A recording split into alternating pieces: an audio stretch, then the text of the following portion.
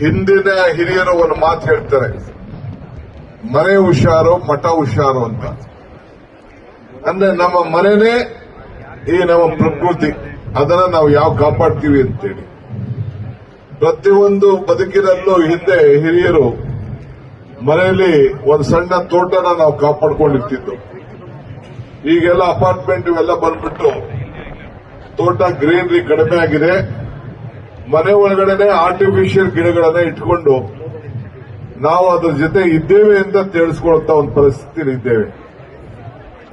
ನಾನು ಸಣ್ಣ ಘಟನೆ ಹೇಳಲಿಕ್ಕೆ ನಾನು ಬಯಸ್ತೇನೆ. ಮೊನ್ನೆ ನಾನು ಮೇ 15ನೇ ತಾರೀಕು ಕಬರಿಗೆ ಹೋಗಿದ್ದೆ. ನನ್ನ ಕುಟುಂಬದವ್ರ ಜೊತೆ ನೋಡೋಣ ಅಂತ ಹೋಗಿದ್ದೆ. ನಾನು ನೋಡಿರ್ಲಿಲ್ಲ ಕಬರಿನ. ಆ ಅರಣ್ಯ ಸಂಪತ್ತು ನೋಡಿ ನಮ್ಮ ದೇಶದಲ್ಲಿ ಎಲ್ಲೂ ಇಲ್ಲ. ಬರೀ ಒಂದೂವರೆ ಗಂಟೆಯಲ್ಲಿ 200-250 ಆನೆ ನಾನು ನೋಡಿರ್ಬೇಕು. ಅನೇಕ ಅಷ್ಟೇನು ಸಾವಿರಾರು ಪ್ರಾಣಿಗಳು, 2 ಲಕ್ಷಕ್ಕೂ ಎಷ್ಟು ಜಿಂಕೆಗಳು. ಬೆಳಗ್ಗೆ ಈ ಹುಲಿ ಕೂಡ ಸ್ಪಾಟ್ ಆಯ್ತು, ಎಲ್ಲ ನೋಡಿದೆ. ಅಂದ್ರೆ ಇಂಥ ಸಂಪತ್ತು ನಮ್ಮ ರಾಜ್ಯದಲ್ಲಿ ಎಷ್ಟು ಇದೆ. ನಾನು ಚಿಕ್ಕ ವಯಸ್ಸಲ್ಲಿ ಒಂದು 25-30 ವರ್ಷದಿಂದ ರಂಗನತಿಟ್ಟಿಗೆ ಹೋಗಿದ್ದೆ. ಆ ಹಕ್ಕಿಗಳು ಹೊರಗಡೆ ದೇಶದಿಂದ ಇಲ್ಲಿಗೆ ಯಾಕೆ ಬರ್ತಾ ಇದ್ದಾರೆ, ಏನು, ಇವೆಲ್ಲ ಅಧ್ಯಯನ ಮಾಡಿದ್ರೆ ಬಹುಶಃ ನಾವು ತಿಳ್ಕೊಳ್ಳಿಕ್ಕೆ ಬಹಳ ಇದೆ. ಈ ಸಂಪತ್ತನ್ನ ನೀವೆಲ್ಲ ಸೇರಿ ಕಾಪಾಡಬೇಕು. ನಾವು ಯಾಕೆ ವಿದ್ಯಾರ್ಥಿಗಳನ್ನ, ಮಕ್ಕಳನ್ನ ಈ ಒಂದು ಅಧ್ಯಾಯಕ್ಕೆ ನಾವು ಕರೀತಾ ಇದ್ದೀವಿ ಅಂತ ಹೇಳಿದ್ರೆ, ವನ್ಯಜೀವಿಗಳನ್ನ ಉಳಿಸ್ಕೊಳ್ಬೇಕು, ಕಾಡಿದ್ರೆ ನಾಡು ಉಳಿತದೆ ಅಂತ ಯಾಕೆ ನಾವು ಪ್ರಯತ್ನ ಮಾಡ್ತಾ ಇದ್ದೀವಿ ಅಂದ್ರೆ, ಇದು ನಮ್ಮ ಆಸ್ತಿ ಅಲ್ಲ, ಇದು ನಿಮ್ಮೆಲ್ಲರ ಆಸ್ತಿ. ನಿಮ್ಮ ಬದುಕಿನಲ್ಲಿ ಏನಾದ್ರು ಒಂದು ಸಾಧನೆ ಮಾಡಬೇಕು. ನಿಮ್ಮ ಸಾಧನೆಯ ಜೊತೆಯಲ್ಲಿ, ಆ ಸಾಧನೆಯ ಗುರುತಿನಲ್ಲಿ ಈಗ ನಮ್ಮ ಅನಿಲ್ ಕುಂಬ್ಳೆ ಅವರು ಅವರ ಜೀವನದಲ್ಲಿ ಕ್ರಿಕೆಟ್ನ ಅವರು ಅಳವಡಿಸಿಕೊಂಡು ಕ್ರಿಕೆಟ್ ಅಲ್ಲಿ ಬೆಳೆದು ಇವತ್ತು ನಮ್ಮ ರಾಜ್ಯಕ್ಕೆ, ದೇಶಕ್ಕೆ ಒಂದು ದೊಡ್ಡ ಗೌರವನ ತಂದಿದ್ದಾರೆ. ಅದಾದ್ಮೇಲೆ ರಿಟೈರ್ ಆದ್ಮೇಲೆ ಏನ್ ಮಾಡಬೇಕು ಅವರು ಆಯ್ಕೆ ಮಾಡಿದ್ದಾರೆ.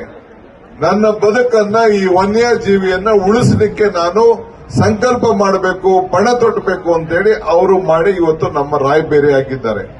ಹಂಗೆ ನೀವು ಎಲ್ಲರೂ ಕೂಡ, ಪ್ರತಿಯೊಬ್ಬರು ಕೂಡ ನಿಮ್ಮ ಬದುಕಿನಲ್ಲಿ ಈ ಅರಣ್ಯವನ್ನು ಉಳಿಸಲಿಕ್ಕೆ, ಪರಿಸರವನ್ನು ಉಳಿಸಲಿಕ್ಕೆ ನೀವು ಸಂಕಲ್ಪ ಮಾಡಿ ನಿಮ್ಮ ಉದ್ದೇಶಗಳನ್ನ ಗಮನದಲ್ಲಿಟ್ಕೊಂಡು ಮುಂದಕ್ಕೂ ಕೂಡ ನೀವು ಒಬ್ರು 10 ಜನರಿಗೆ ಇದರ ಬಗ್ಗೆ ವ್ಯಾಪಕವಾದಂತಹ ಪ್ರಚಾರ ಮಾಡಿ, ನಮ್ಮ ಪರಿಸರ, ನಮ್ಮ ಪರಿಸರ, ರಾಜ್ಯದ ಪರಿಸರ, ಇದು ಈ ದೇಶದ ಸಂಪತ್ತು, ಇದನ್ನು ಉಳಿಸಿಕೊಳ್ಳಲಿಕ್ಕೆ ತಾವೆಲ್ಲ ಪ್ರಯತ್ನ ಮಾಡಬೇಕು. ಅರಣ್ಯ ಇಲಾಖೆಯ ಈಶ್ವರ್ ಖಂಡ್ರೇರವರು, ಕಂಬ್ಳೆಯವರು, ಮೀನಾಕ್ಷಿ ಮತ್ತು ಅವರೆಲ್ಲ ತಂಡದ ಅಧಿಕಾರಿಗಳು ಎಲ್ಲ ಬಹಳ ಉತ್ತಮವಾಗಿ ಇಲಾಖೆಯಲ್ಲಿ ಕೆಲಸ ಮಾಡ್ತಾ ಇದ್ದಾರೆ. ನನ್ನ ಸಂಪೂರ್ಣವಾದಂತಹ ಸಹಕಾರ ಅವರ ಜೊತೆಲಿದೆ.